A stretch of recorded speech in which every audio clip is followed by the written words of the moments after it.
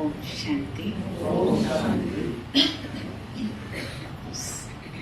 हमारे सभी ब्राह्मण परिवार के हैं और बाहर के भी हैं क्या कोई यहाँ? पूरा हमारा पहली बार आए हैं क्या? रोज आते हैं? कभी कभी आते हैं। मतलब कोर्स तो लिया हुआ है ना यहाँ का? नहीं लिया। अच्छा, कोर्स नहीं किया, क्योंकि जो सुनाए तो सबको मदद मिले इसलिए पूछा।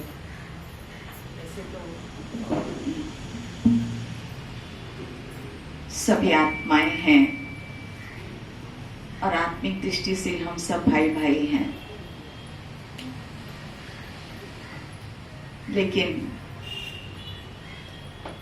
कुछ ऐसे हैं महान भाग्यशाली हैं जो समय परिवर्तन को पहचान रहे हैं और अपने जीवन को बदल रहे हैं। आज सारे विश्व में तनाव का माहौल है। सभी चाहते हैं कि हम तनाव मुक्त रहें।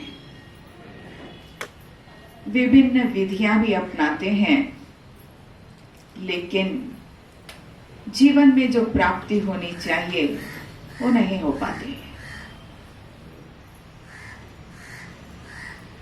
तो आज हम गीता ज्ञान के माध्यम से कुछ सत्यता को जानेंगे और उस सत्यता के आधार पर अपने जीवन में परिवर्तन करेंगे कि समय किसी का इंतजार नहीं करता।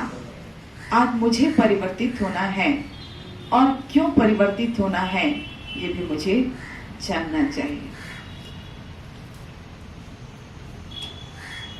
गीता या भगवत गीता कहें, एक सर्वशास्त्र शिरोमणि। वैसे तो बहुत सारी गीताएं हैं, लेकिन एक ही गीता का बहुत ज्यादा गायन है। आप सबने सुना है? कितनी गीताएं हैं? कितनी गीताओं का नाम सुना है? बहुत सारी गीताएं हैं। ये गांधी गीता, टैगोर गीता तो अभी आई है, लेकिन महाभारत में 11 गीता है, उसमें इतनी गीता है। लेकिन भीष्म पर्व में श्रीमद् भगवद गीता जो 42वें अध्याय में दी हुई है, वह यही श्रीमद् भगवद गीता कही जाती है, जिसमें 700 श्लोक हैं।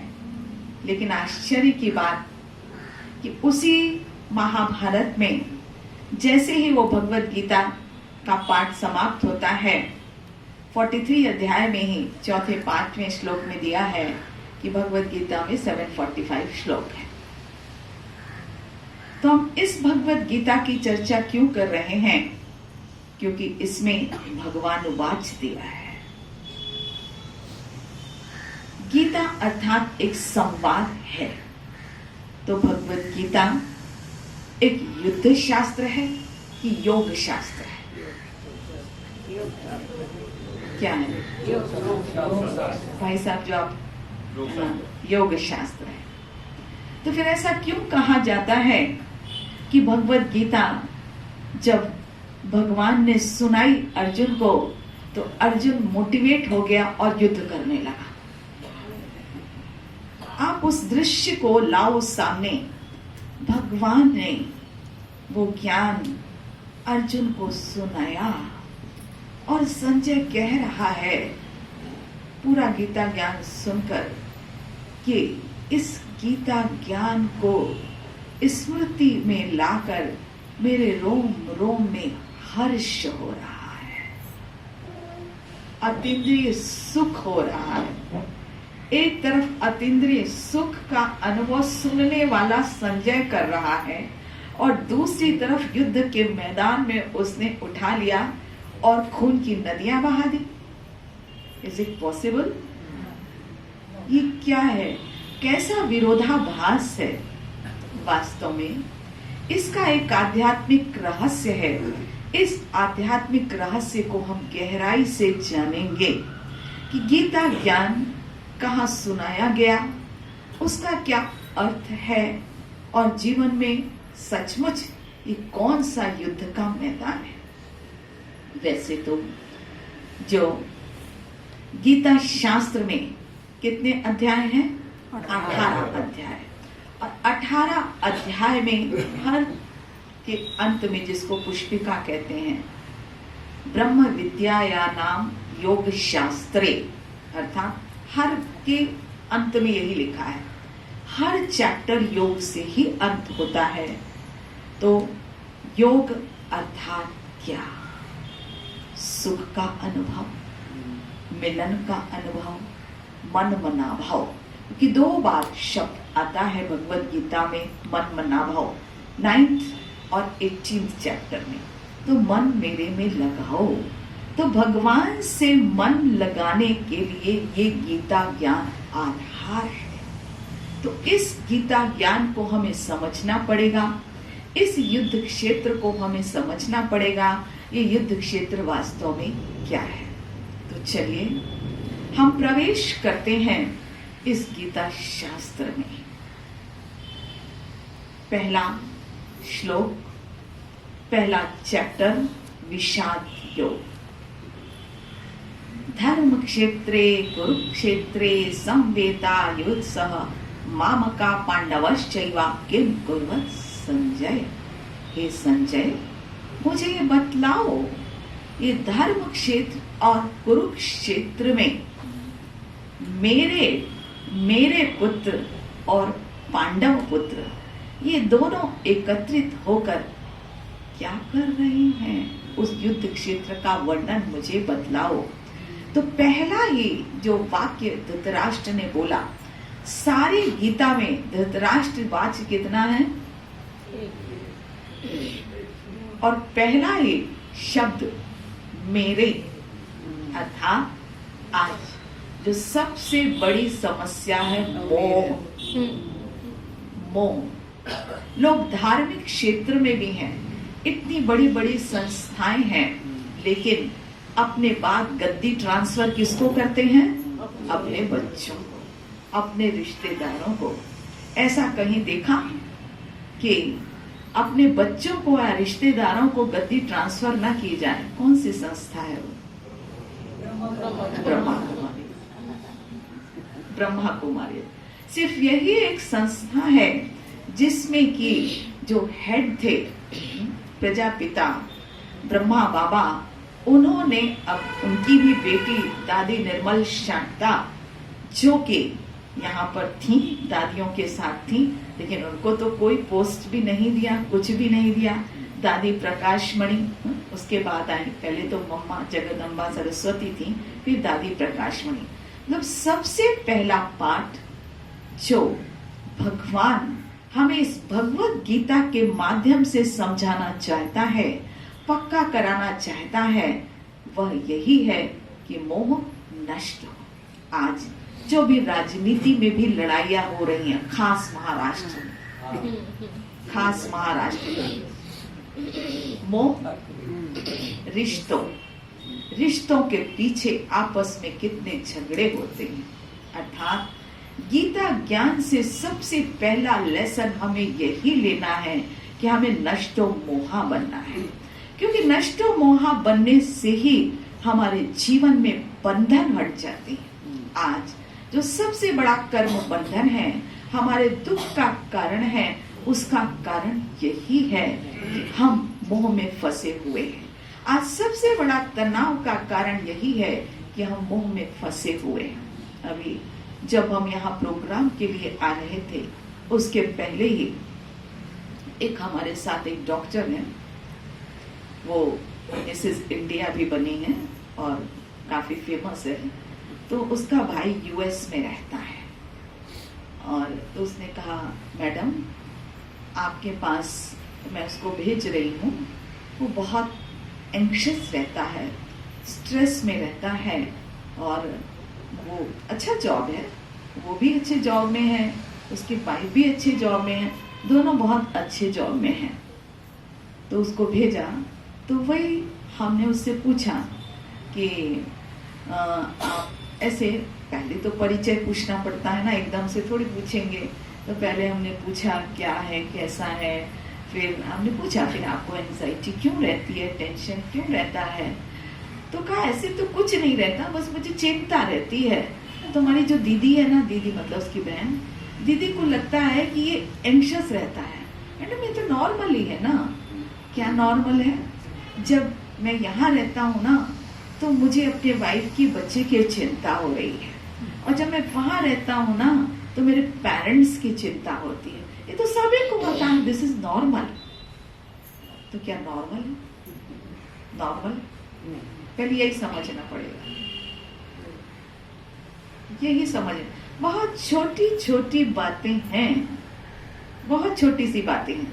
तो पहली बात तो हमें यही समझना है, अर्जुन को, अब अर्जुन ले लीजिए आप, अर्जुन को तनाव क्यों हो रहा था, वो डिप्रेशन में क्यों जा रहा था, वह विषाद में क्यों जा रहा था।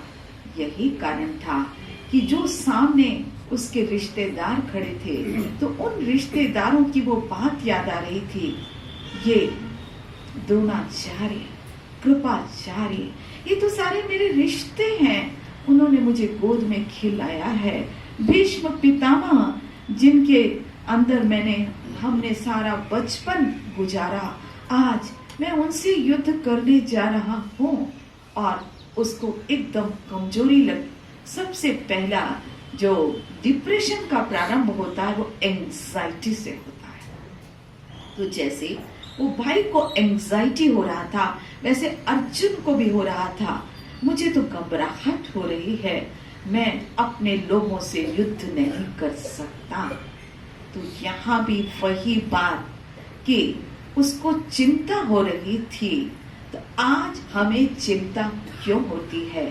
क्योंकि हमें भूल जाते हैं ये संसार एक ड्रामा है, और इस ड्रामा में हम सब पार्ट बजा रहे हैं। हमें अपने कर्तव्य का पालन करना है। सब अपना भाग्य लेकर आए हैं। तो ये संसार एक युद्ध का मैदान है, और भगवत गीता हमें वास्तव में युद्ध करना सिखलाती है। किससे? पहला तो मोह से ही सिखलाती है, क्योंकि मोह के कारण ही हमें परेशानी हो रही है। तो उस भाई को मैंने यही गीता ज्ञान सुनाया कि आप समझो कि आप अर्जुन हो।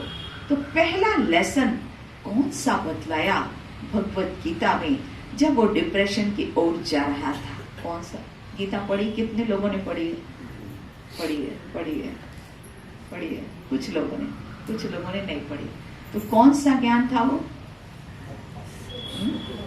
कौन सा ज्ञान दिया सबसे पहला?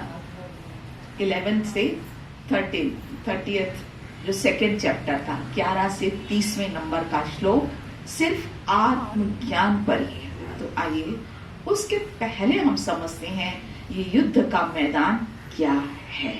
पहले श्लोक से, सिर्फ पहला श्लोक ही हम समझते हैं। पहला श्लोक ही समझ जाएंगे तो हम काफी तनाव से मुक्त हो जाएंगे। तो ये संसार एक युद्ध का मैदान है।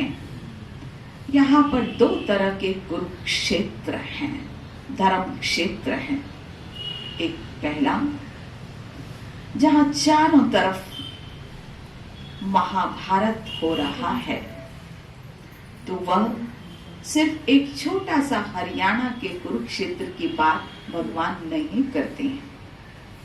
भगवत गीता एक आध्यात्मिक शास्त्र है जिसमें आत्मा और परमात्मा का ज्ञान, यही अध्यात्म कहलाता है। उसमें कहीं हिंदू धर्म की बात नहीं की है, उसमें आध्यात्म की बात की है।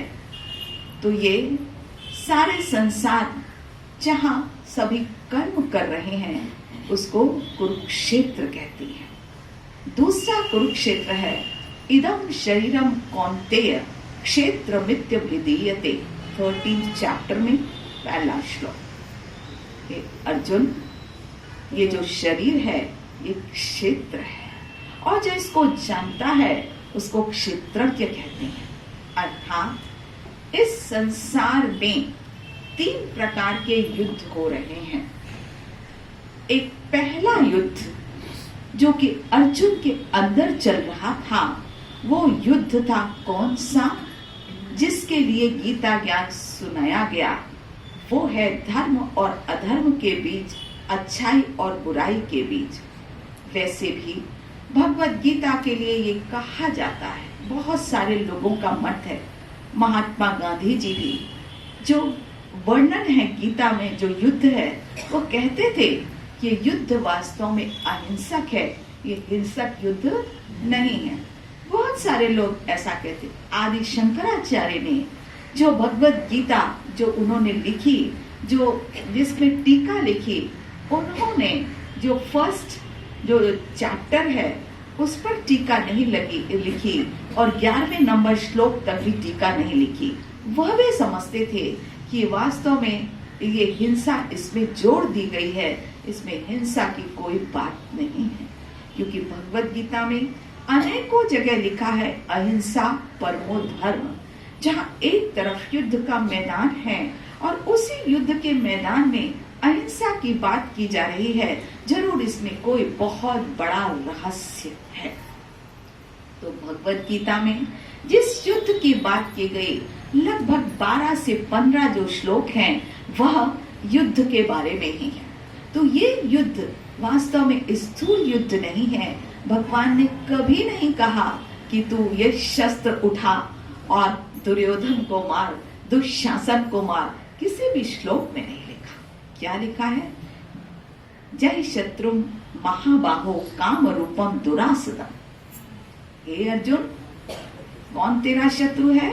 काम विकार तेरा शत्रु है, तू इसको मार डाल, ये तेरे शत्रु हैं। अब यह भी सोचने की बात है कि अगर युद्ध का मैदान बहुत ध्यान से सुनिएगा और समझिएगा अपने अंदर, वो युद्ध का मैदान है जहाँ चारों तरफ लोग युद्ध के लिए अस्त्र शस्त्र को लेकर खड़े हैं। क्या वहां काम विकार उत्पन्न हो सकता है? हो सकता है? सोचने वाली बात। हो सकता है भाई साहब? नहीं हो सकता। तो जरूर है ये सूक्ष्म युद्ध है और सूक्ष्म युद्ध का मैदान है। तो अर्जुन, हम सब कौन? हम सब कौन? अर्जुन। तो गीता ज्ञान वास्तव में आत्मा और परमात्मा के बीच का संवाद है। तो परमात्मा सत्य गीता ज्ञान सिर्फ अर्जुन को ही सुनाता है। तो अर्जुन कौन? जो शुद्ध बुद्धि है। पांडव कौन? कौरव कौन? They are symbolic. पांडव अर्थात हम सब आत्माएं जो प्योर पायस सोल हैं, वह परमात्मा को आकर्षित करती हैं। अब कहती हैं कि अब मेरा मन भटक रहा है, मेरा मन बाहर की ओर जा रहा है, मैं कौरवों को देख रही हूँ, तो कौरवों को देखकर मेरे मन में हलचल होने लगती है। ये मेरे ही तो भाई हैं, मेरे ही तो बहन हैं, और मैं कैसे इनसे युद्ध करूं? तब भगवान सुनाते हैं, हे अर्जुन, अर्जुन अब तू इस सत्य ज्ञान को सुन। तू है कौन? तू इस शरीर से अलग आत्मा है। कौन सा अनुभव कराया? अशरीरी स्थिति का। एक सेकेंड, हम सब अशरीरी स्थिति में आ जाए।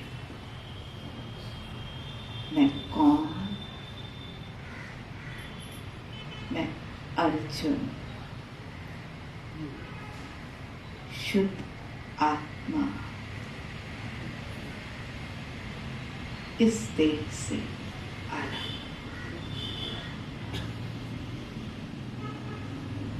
भगवान गीता ज्ञान दाता मेरे सामने आ गया है।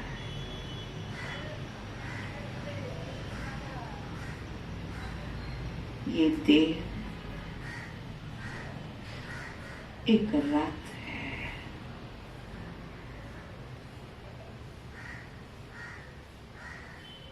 ये कर्म इंद्रियां घोड़े हैं।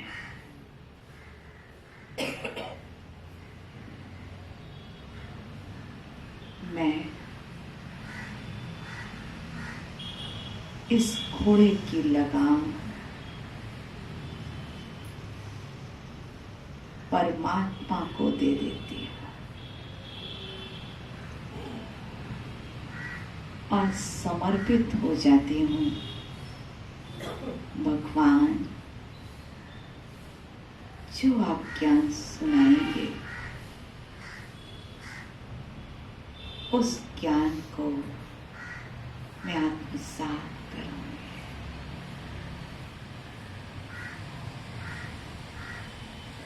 तो अपना सारा ध्यान सिर्फ मैं इस ज्ञान को सुनने में ही फोकस करती हूँ। तो मैं हूँ कौन? अच्छा, अब देखिए दोनों तरफ सेनाएं खड़ी। अब मैं अर्जुन हूं ना, दोनों तरफ सेनाएं खड़ी हैं। एक तरफ 11 अक्षणी कौरव की सेना और उसके साथ यादव सेना 1 अक्षणी। हाथियों की चिंगार, घोड़ों की हिनहिनाहट, चारों तरफ सिंबॉलिक। इस संसार में आवाज ही आवाज। दूसरी तरफ पांडव सेना 7 अक्षणी और उसके मध्य समय जैसे मेरे लिए रुक गया है। सिर्फ मुझ अर्जुन के लिए समय रुक गया है और भगवान मुझे आत्मज्ञान दे रहा है। तो पांचों भाई ये भी वास्तव में सिंबॉलिक है। अर्जुन, जब मैं इस ज्ञान को सुनती हूँ आत्मज्ञान के द्वारा और मन मनाभाव के मंत्र के द्वारा, मेरा विल पावर हार्ड हो जाता है, मेरा सेल्फ स्टीम बढ़ जाता है और उसका ही नाम फिर क्या हो जाता? इस संसार रूपी युद्ध क्षेत्र में लड़ने के लिए विल पावर, सेल्फ स्टीम बहुत ज्यादा जरूरी है।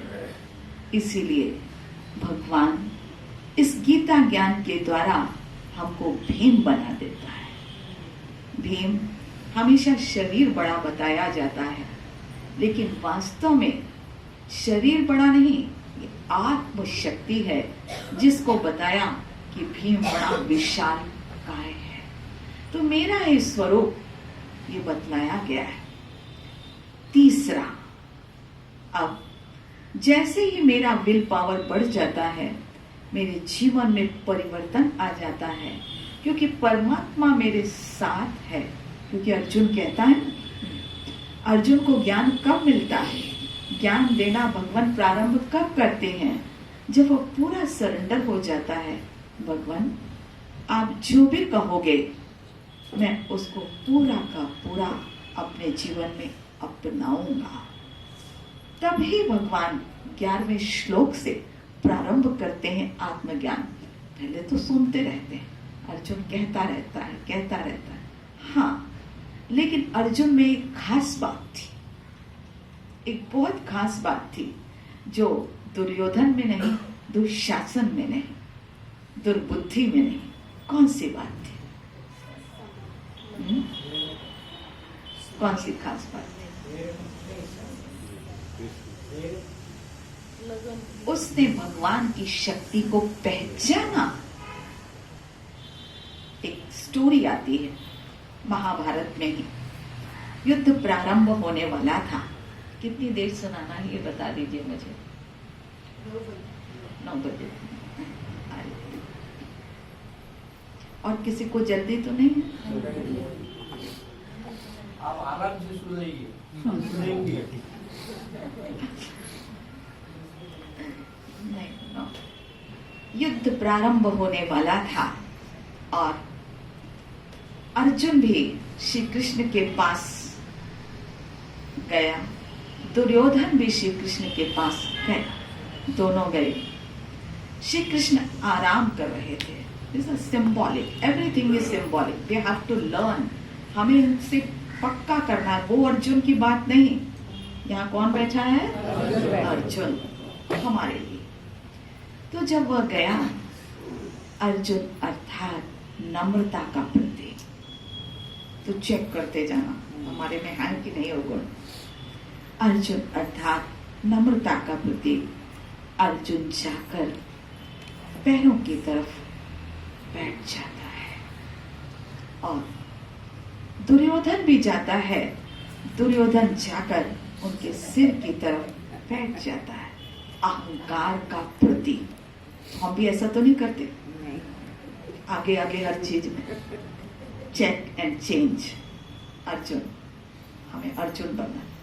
नम्रता, तुम्हें आगे हो जाओ, हम पीछे, हम बहुत अच्छे। लेकिन भगवान की नजर किस पर गई? जैसे ही उन्होंने आंखें खोली, आंखें खोला तो क्या देखा कि अर्जुन सामने था। तो कहा, कहो अर्जुन कैसे आए? तो दुर्योधन सुन रहा था। उसने कहा, पहले तो मैं आया हूँ और मैं यहाँ बैठा हूँ, आप मुझसे नहीं पूछ रहे। तो श्री कृष्ण ने ऐसा देखा, कहा कि देखो वो छोटा है और उसको मैंने पहले देखा है, तो जिस काम के लिए आप लोग आए हो बताओ। लेकिन अर्जुन को मैं कहूंगा कि वो पहले जो भी चाहिए वो मुझसे मांगे। तो अब दुर्योधन थोड़ा तो दुखी हो गया कि देखो भगवान कैसी बात कर रहे हैं। लेकिन फिर अर्जुन को कहा, अर्जुन अच्छा बोलो कैसे आए? तो अर्जुन ने कहा कि हम मदद मांगने आए हैं, ये युद्ध होने वाला है और युद्ध में आप हमारा साथ दो। तो भगवान ने फिर कहा कि मैं युद्ध में आऊंगा, साथ दूंगा, लेकिन शर्त है। कौन सी शर्त? पहली शर्त कि मैं रहूंगा लेकिन शस्त्र नहीं उठाऊंगा। मैं रहूंगा लेकिन शस्त्र नहीं उठाऊंगा और एक तरफ नारायणी सेना रहेगी, मेरी सेना रहेगी। तो चॉइस है, या तो मेरी नारायणी सेना ले लो या मुझे ले लो, क्योंकि शस्त्र उठाएगी सेना, मैं नहीं उठाऊंगा। तो अर्जुन ने किसको मांगा? क्यों? भगवान आप मेरे साथ रहोगे, आप मत उठाना शस्त्र। लेकिन हम आपकी शक्ति को पहचानते हैं। उसने अंदर ही अंदर समझा कि मेरा सारथी अगर भगवान हो जाए तो सारा संसार ही मेरा है। लेकिन दुर्योधन, जिसका ध्यान धन की ओर रहता है, धन कमाने में रहता है, मटेरियलिस्टिक वर्ल्ड में रहता है, यादव सेना अर्थात मटेरियलिस्टिक वर्ल्ड कहते हैं ना, तो बड़ा खुश होकर वो तो नाचने लगा। ये तो अर्जुन बुद्धू है, अगर ये मांग लेता ये नारायणी सेना, अरे जब ये शस्त्र ही नहीं उठाएंगे तो क्या करूंगा मैं इसको लेकर। बहुत खुश हो गया और खुश होने के बाद फिर उसने नारायणी सेना ले ली और हम जानते हैं विजय किसकी हुई। तो चॉइस है, हमें क्या चाहिए? हम सबको नारायणी सेना नहीं चाहिए। इस दुनिया में कोई कहे आपको हम चीफ मिनिस्टर बना दें, कुछ भी बना दें, आप भगवान को छोड़ दो, भगवान के ज्ञान को मत सुनो, सत्य ज्ञान को मत सुनो। इसे क्या चूज करेंगे? क्या चूज करेंगे? दिल से पूछें, दिल से पूछें। हम आपको पोस्ट देते हैं, पोजीशन देते हैं, सिर्फ एक शर्त है कि आप भगवान का ज्ञान मत सुनो। क्या चूज करें? अगर अर्जुन है तो भगवान को चूज करें। दूसरी विशेषता अर्जुन में क्या थी? दूसरी विशेषता उसमें ये थी कि उसने अपनी स्थिति का वर्णन भगवान को किया। हमें जब टेंशन होता है, कोई समस्या आती है, तो कभी कभी हम दिखावा भी करते हैं, I am happy, I am healthy, है ना? और क्या करते हैं? और ऐसे लोग, अरे वो तो कल हमसे बात कर रहा था, सुसाइड कैसे कर लिया? मतलब कि आप अपने मन की बातों को दबा कर रखते हो, वो एक बहुत बड़ा खतरा है। जब भी आपके मन में हलचल हो, कुछ समस्या हो, समस्या का समाधान ना मिल रहा हो, आपका दिल ऐसे ऐसे कर रहा हो, भले आप यहाँ आते हैं, बहुत सारे ऐसे हमारे भाई बहन हैं, वो सोचते हैं, हम सुनते हैं, अरे हम किसको कहेंगे, लोग कहेंगे इतने दिन से सुनने के बाद भी इनकी गड़बड़ अवस्था है। नहीं, तो अर्जुन बहुत खुला था, बहुत ऑनेस्ट था, बहुत क्लियर बुद्धि था। उसने अपनी स्थिति का वर्णन भगवान को किया। तो भगवत गीता में फर्स्ट चैप्टर में 28, 29, 30 ये जो 3 श्लोक हैं, उसमें उसने अवस्था का वर्णन किया। उसने यह वर्णन किया कि मुझे क्या हो रहा है, स्ट्रेस के समय क्या होता है। अगर आपको पहली बार कोई स्टेज में भाषण देने के लिए भेजे, क्या क्या हो जाएगा? पैल्पिटेशन। तो अर्जुन ने यही कहा कि मुझे तो धड़कन बढ़ रही है। दूसरा क्या होगा? पसीना। उसने कहा मेरे क्या है, रोंगटे खड़े हो रहे हैं, और फिर उसके बाद रोमांच खड़े हो रहे हैं, और डर लग रहा है, और ताकत खत्म हो गई है, और उसने अपना जो धनुष नीचे रख दिया। इसी प्रकार चेक, मुझे आज या किसी भी दिन वीकनेस तो नहीं लगती है, बहुत कमजोरी तो नहीं लगती है, सब कुछ मैं खा भी अच्छा रही हूँ, पी भी अच्छा रही हूँ, सब कुछ है, कोई प्रॉब्लम नहीं है, फिर भी ना जाने क्यों मन एकाग्र नहीं होता है। तो कभी कभी हम बहुत सारी बातों को छिपा लेते हैं, अंदर ही अंदर वो कमजोरी बनती जाती है, और कौन सा रूप ले लेती है? डिप्रेशन। इसीलिए आज इस कलयुगी दुनिया में सबसे पहली बीमारी डिप्रेशन हो रही है। डिप्रेशन पहले, फिर कार्डियक प्रॉब्लम, ये सब उसी के कारण हो रही है, क्योंकि उसमें भी देखा गया ना, जो भी हमारी प्रॉब्लम होती है उनको साइकोसोमेटिक डिजीज कहा जाता है। तो अधिकतर साइकोसोमेटिक हो रही है। इसीलिए जो 2017 का जो ईयर था, उस ईयर को कहा गया डिप्रेशन लेट्स टॉक, अर्थात आप अपनी बातों को बताओ। अब किसको बताओ? किसको बताओ? अर्जुन तो भाग्यशाली था कि उसको मिल गया भगवान। अब हम अर्जुनों को मिला है क्या? मिला है ना? तो क्या करना है? तो लेटर लिखते हैं। इसीलिए कोई भी समस्या, लेकिन एक बात और, आप में सब में इतनी पावर नहीं होती है कि सिर्फ लेटर लिखकर ही छुट्टी नहीं हो पाता है ना? ये डिपेंड करता है कितनी ग्रेडिंग का हमारा पुरुषार्थ है। तो सबके लिए एक ही बात लागू नहीं होती। आप जिस पर विश्वास करते हो कि वो आपकी बात किसी को कहीं कहेगा नहीं, तो हमारी जो बड़ी दीदियां होती हैं, बड़ी दीदियां, उनका रोल ही यही होता है ना? तो भगवान का जैसे जो रोल है ना, हमारी बड़ी दीदियों का रोल होता है। तो बड़ी दीदियों को भी जाकर आप अवश्य ही अपनी समस्याएं बताएं, कभी भी छुपाएं नहीं। वो आपको जो सॉल्यूशन देंगी, वो वास्तव में आप यही समझना कि भगवान ही दे रहा है। तो अर्जुन में ये विशेषता थी, वो कभी उसने भगवान से कुछ छिपाया नहीं। तो हमें जो हमारे सीनियर्स जो हैं, उनसे कुछ छिपाना नहीं, कुछ छिपाना नहीं। छिपाने से कभी हम कुछ धंधा कुछ करते हैं, बोलते कुछ हैं, है ना, छोटी छोटी चीजों में झूठ बोलते हैं, नहीं। अर्जुन में ये विशेषता थी। इसीलिए कहा जाता है कि अर्जुन ने श्री कृष्ण को जो बताया वो उसका फ्रेंड, उन्हें फ्रेंड समझकर तुम मेरे सखा हो ये समझाया। तो आप दूसरा जो फंडा यही है स्ट्रेस तनाव मुक्त रहने का। पहली बात कि आप समझो कि आपके अंदर तनाव है, पहला साइन। दूसरा साइन, जब आप समझ गए तो फिर उसको आपको बतलाना है, तो ये विशेषता थी। तो यह कुरुक्षेत्र में जब वो सरेंडर हो गया तो भगवान ने आत्मज्ञान देना प्रारंभ किया। और जैसे ही आत्मज्ञान हम आत्मसात करते हैं हमारे अंदर विल पावर बढ़ जाता है।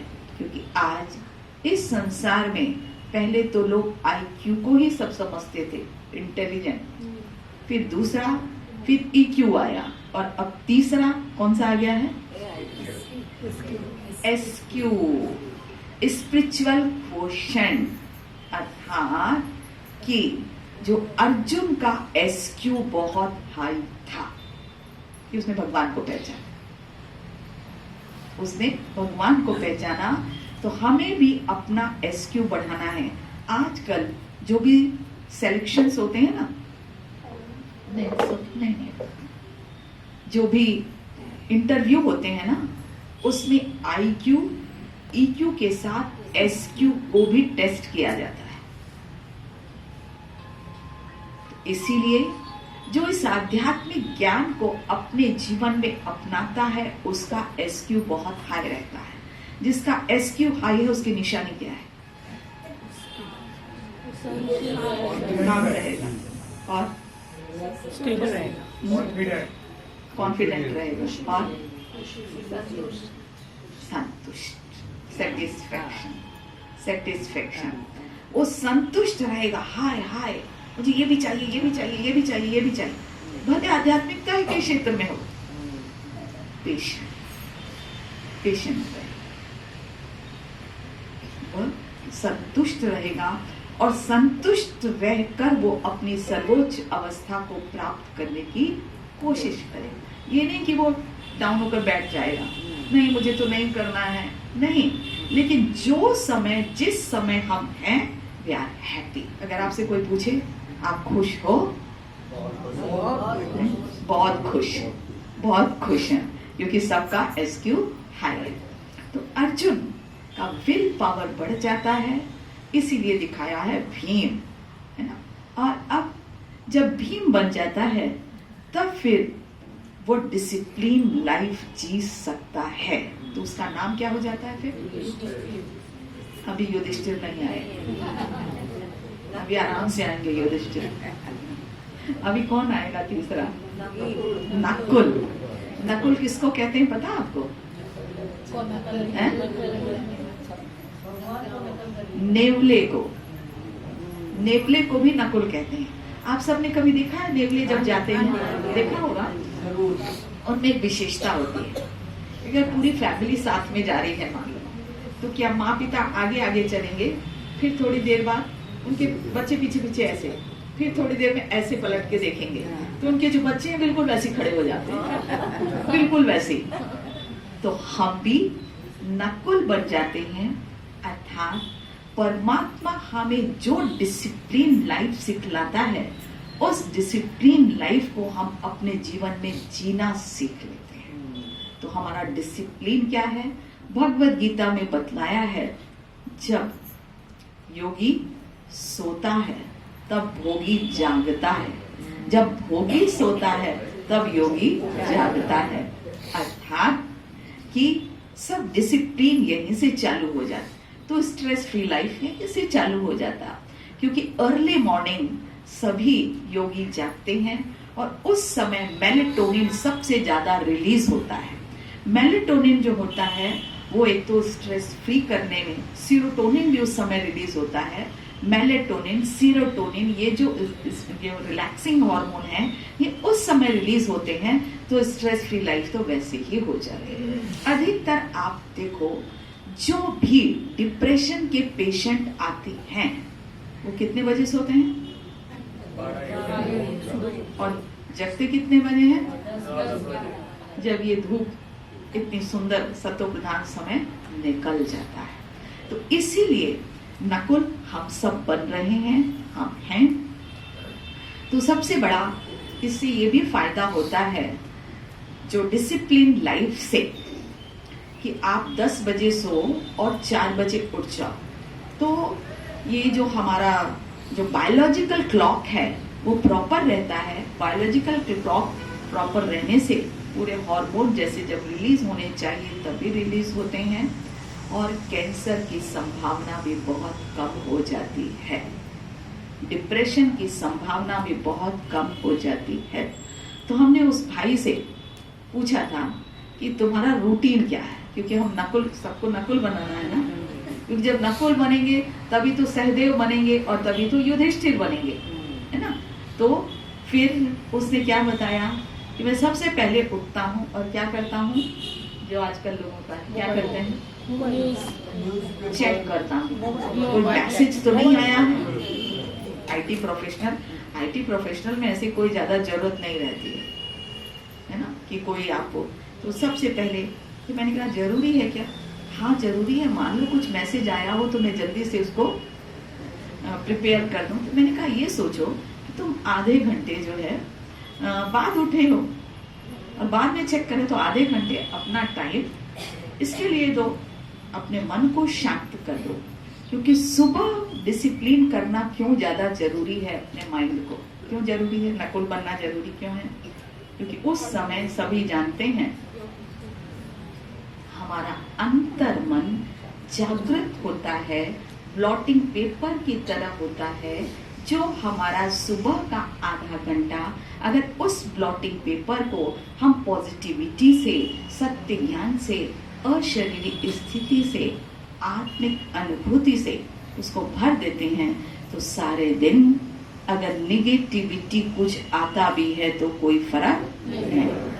इसीलिए नकुल को सबसे पहला स्टेप ये, इसीलिए कहा जब योगी जागता है, गीता में चैप्टर 2 में ये दिया हुआ है। और फिर सारे दिन का रूटीन भी भगवत गीता में दिया है, बहुत अच्छे से स्पष्ट दिया। चैप्टर 3 में जब कितने लोग भोग लगाते हैं भोजन को,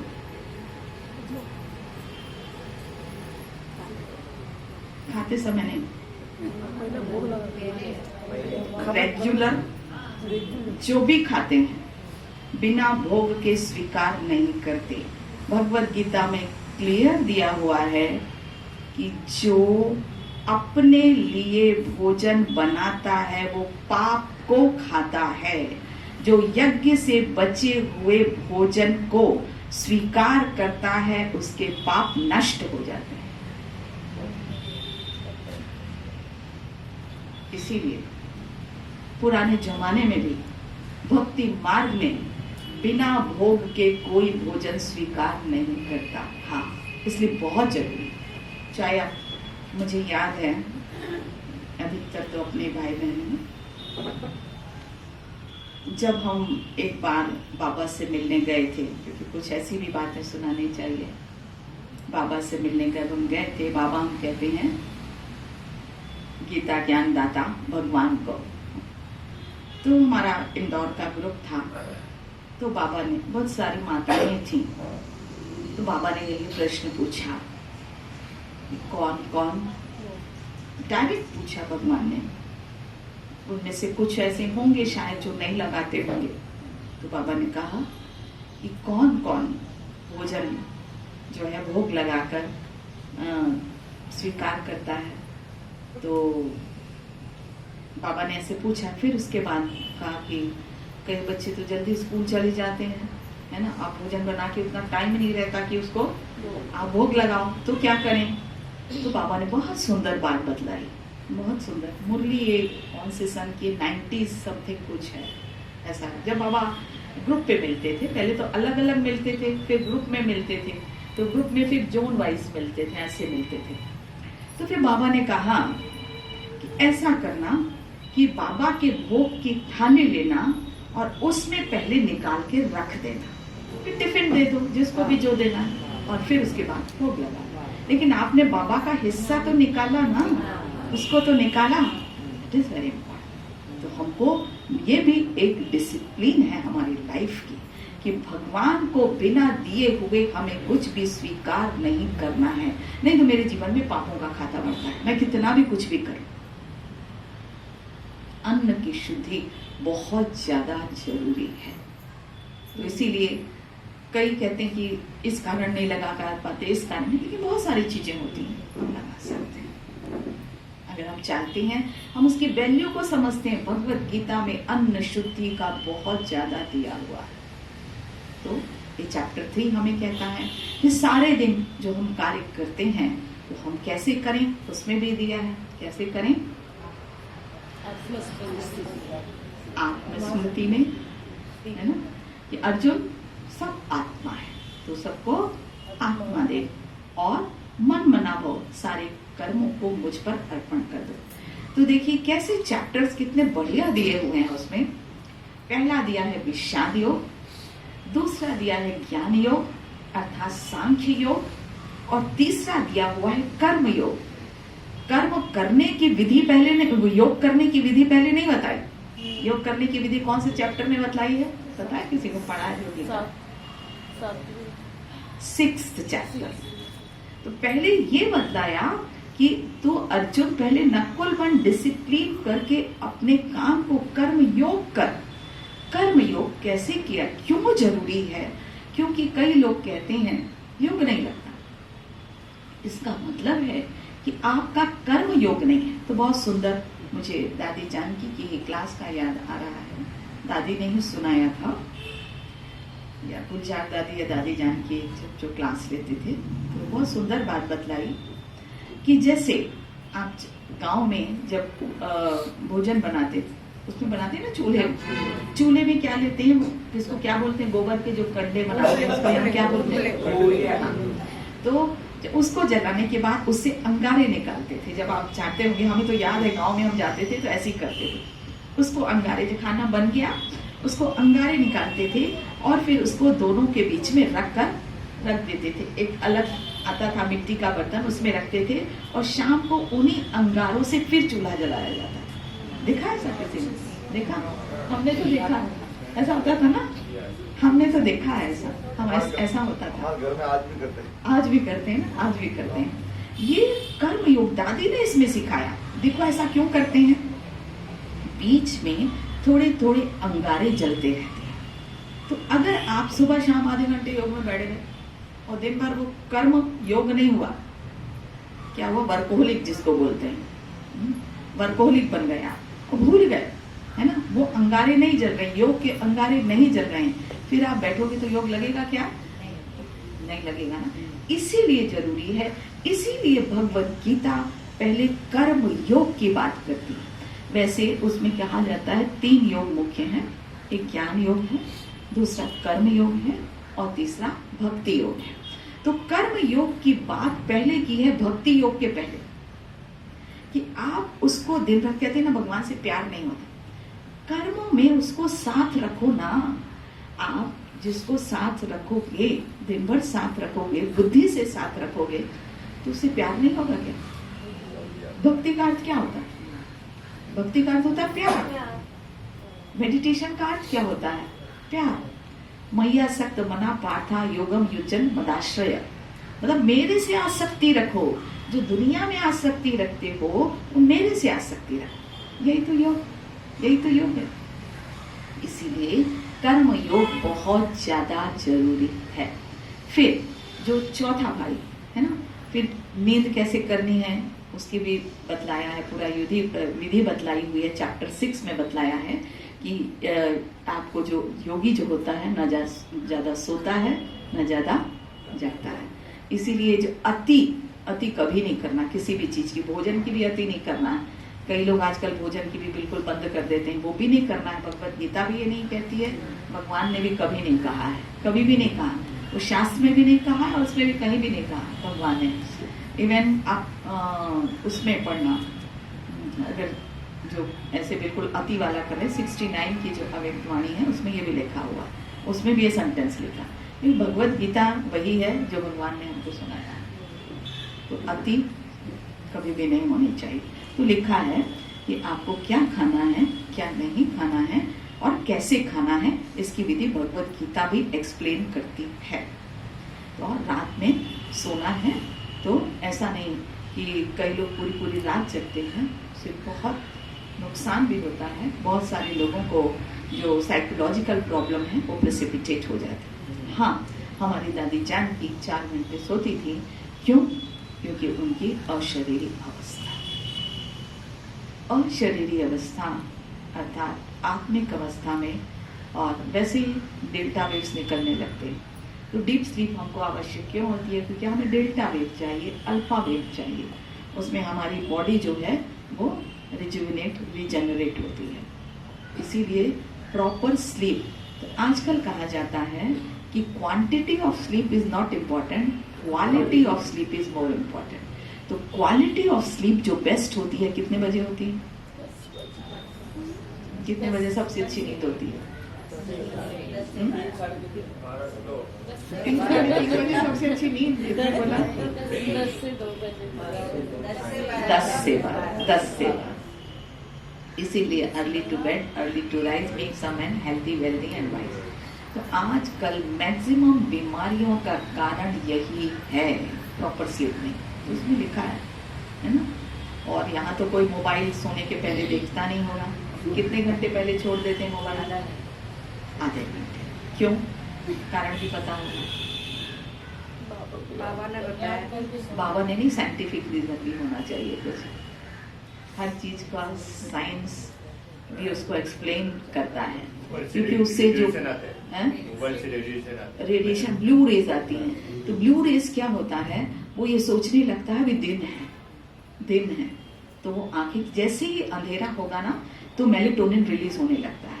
लेकिन ये जो मोबाइल होता है वो आपको कंफ्यूज कर देता है। जो ब्लू रेज होती है ना वो कंफ्यूज कर देती है, उसे मेलेटोनिन रिलीज नहीं होता है, इसीलिए नींद नहीं आती है। तो आप जब कभी फॉरेन गए होंगे तो आपने देखा होगा जेट लैग होता है ना, कि क्योंकि वो कंफ्यूज रहता है, धीरे धीरे टाइम लगता है।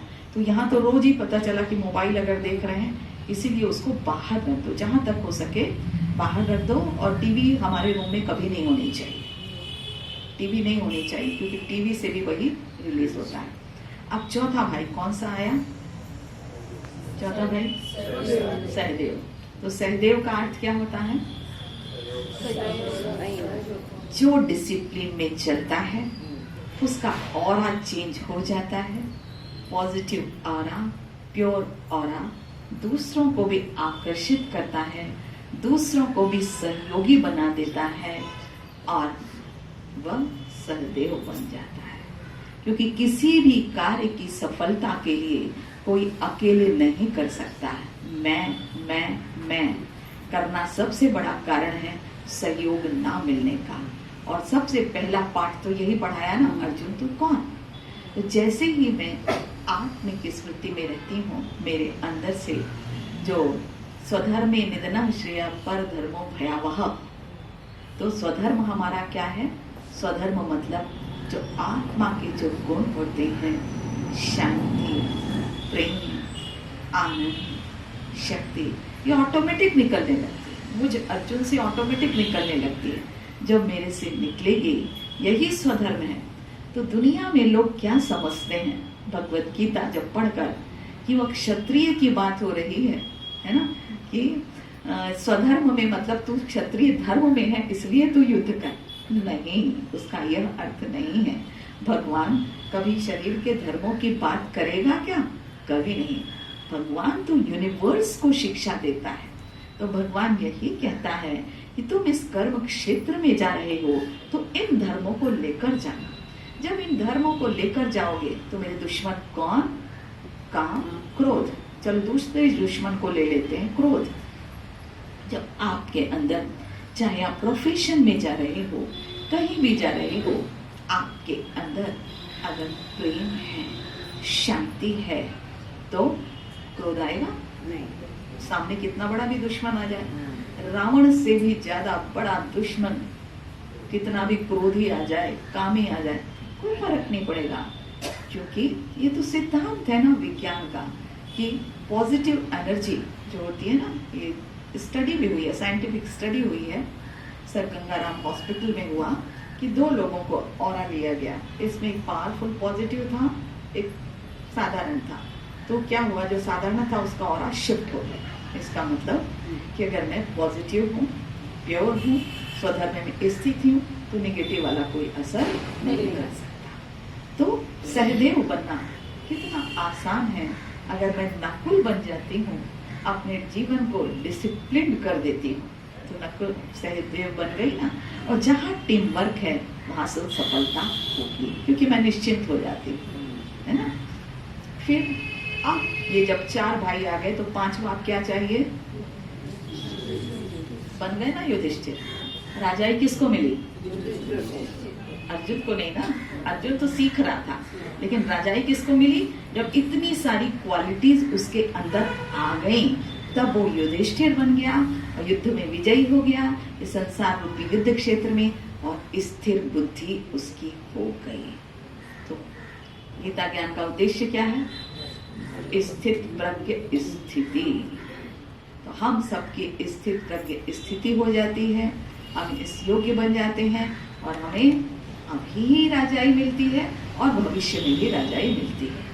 अभी राजा बन जाते हैं, मन के राजा, जिसके पास ये 4 भाइयों के गुण हैं, तो युधिष्ठिर है, और उसके घर में अभी से ही स्वर्ग आ जाता है।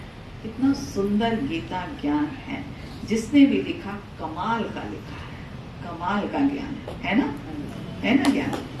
आप देखिए 2 मिनट और बता रहे। कहा जाता है कि द्रौपदी के 5 पति थे।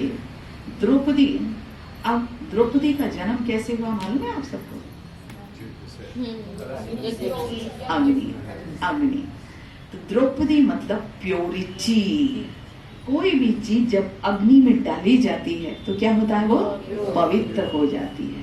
तो यहाँ अग्नि का अर्थ है योग अग्नि, अर्थात जो योग को सीखता है उसके अंदर योग अग्नि प्रज्वलित हो जाती है, और उसके अंदर 5 भाइयों के गुण आ जाते हैं, वो है 5 पति। तो कितनी सुंदर बात लिखी हुई है ना। फिर गांधारी, आज तो सारी दुनिया में गांधारी है। पति गलत रास्ते पर चल रहा है तो उसका साथ क्यों देना भैया, है ना। सही रास्ता बताओ ना, क्यों पट्टी बांध कर रखना, आंखें खोलकर, कम से कम आप ही उसकी आंखें बन जाओ। जब आप आंखें नहीं बने तो आपके बच्चे भी ऐसे ही हो गए। अब देखिए दोनों बच्चे जो पांडव और कौरव जो पैदा हुए, वो भी कितना बड़ा रहस्य, अभी का रहस्य।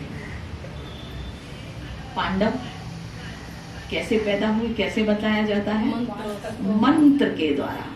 अर्थात हम सभी परमात्मा से शक्ति लेकर हमारा नया जन्म होता है।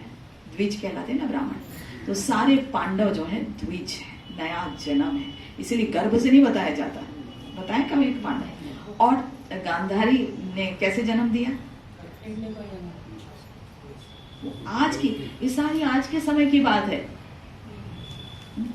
घड़े में क्या किया उसने, मांस का पिंड डाल दिया, और मांस का पिंड डालने के बाद फिर उसके बाद सारे घड़े में एक में डाला, और फिर सब रेंगते हुए पैदा हुए, रेंगते हुए पैदा हुए ना। इसका मतलब जो मॉडर्न जो विधियां हैं, इन विट्रो फर्टिलाइजेशन और जितनी भी सारी विधियां हैं, वो विधियां उसमें दिखाई हुई हैं।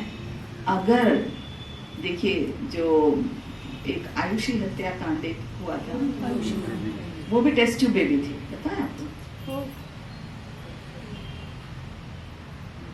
इसका मतलब हाँ, पेरेंट्स डॉक्टर थे। अगर हम नई विधियों से भी बच्चों को पैदा कर रहे हैं, लेकिन अगर हमने संस्कार परिवर्तित नहीं किए तो असुरी पैदा कर रहे हैं, दुर्योधन पैदा कर रहे हैं, जिसको सिर्फ धन ही धन दिखाई देता है।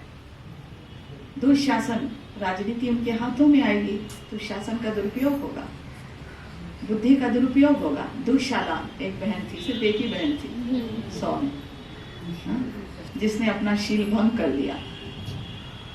तो ये, और फिर यादव सेना कौन, यादव सेना कौन है, यादव सेना अर्थात जैसे कहा जाता यादवों ने अपने ही कुल का विनाश किया। तो यादव, और कहा जाता है कि वो इतनी मदिरा पीते थे, तो आज विदेशियों में सबसे ज्यादा मदिरा वही होती है, तो नॉर्मल माना जाता है, उसको ऑफिशियली सिखाया जाता है बच्चों को। बियर पार्टी, चलो आज उसके सिखाना है ना, चलो आज बच्चों, आज अब तुम लोग इतने साल के हो गए, अब हमारे साथ पियो। तो श्री कृष्ण के जो दो बेटे थे, एक प्रद्युम्न और दूसरा जिसने विनाश किया सारा, है ना, क्या नाम था उसका, बहुत पीता था, देखा होगा आपने, अगर पढ़ा नहीं होगा तो सीरियल देखा होगा, उसमें बतलाते हैं कि कैसे उसने ही अपने कुल का विनाश किया। वो तो बहुत बड़ी स्टोरी है, ये ज्ञान तो बहुत लंबा चौड़ा है। तो उसकी कैसे विनाश हुआ और उनके बच्चे ने कैसे विनाश किया, वो आज की ही घटना है। तो हम सब पांडव हैं, भगवान हमको मिला है, भगवान सत्य ज्ञान सुना रहा है। इस समय गीता ज्ञान सुनाया गया और हमारे जीवन को परिवर्तित किया। हम सब अर्जुन से युधिष्ठिर बने और समय की पुकार है। आज भी बहुत सारे शब्द गीता के आए हैं, उनके भी बड़े रहस्य हैं, अगर आप समझो। युगे युगे बतलाया, ये भी बहुत बड़ा रहस्य है। युगे युगे क्या आता है, कैसे आता है, इसका भी बहुत सुंदर एक्सप्लेनेशन है। वो अब आज समय नहीं है, वो एक अलग ही टॉपिक है ना। क्योंकि आज 2-3 बातें आई थी, नष्ट मोह आया था, अशरीरी स्थिति आई थी और युगे युगे की बात आई थी। युगे युगे का एक बहुत बड़ा अलग टॉपिक है, उसकी हम एक और अभी बुक, ऐसे हमने भगवत गीता पे बुक लिखी हुई है, अगर कुछ लोगों ने अगर शायद लिया हो, वहाँ पर प्योरिटी काउंटर जो था ना यहाँ मधुबन में, वहाँ मिलता है। तो मैं दीदी के लिए लाई हूँ, है ना, वहाँ पे मिलता है। तो आप अगर उसको पढ़ोगे तो आपको हर श्लोक का अर्थ बहुत अच्छे, वहाँ श्लोक भी दिया है और उसमें मीनिंग भी दी है और एक्सप्लेनेशन भी दिया हुआ है। तो आप उसको पढ़ोगे तो आपको बहुत अच्छे से क्लियर हो जाएगा गीता ज्ञान। और भगवान ने जो गीता सुनाई वास्तव में सत्य यही है। कैसे सुनाई, कब सुनाई, फिर वो टॉपिक ही अलग है, फिर वो टॉपिक बिल्कुल अलग है।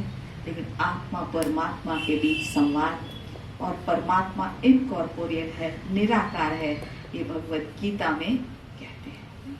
श्री कृष्ण ने भी, भगवान श्री कृष्ण ने भी ऊपर हाथ दिखाया और क्या कहा, कविम पुराणम अनुशासितारम अणुअणेयम सम अनुस्मृत्य सर्वस्य धातारम चिंत्य रूपम आदित्य वर्णम तम सब परस्ता। अर्थात अंधकार को प्रकाश दिखाने वाला, देने वाला मैं कैसा हूँ, ज्ञान का सागर हूँ। और कैसा हूँ, अणु से भी सूक्ष्म, आदित्य वर्ण का।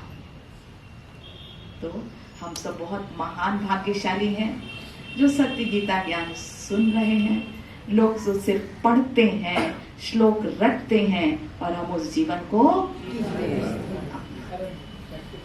प्रैक्टिकल। बस इतना ही, क्योंकि समय हो गया। Thank you.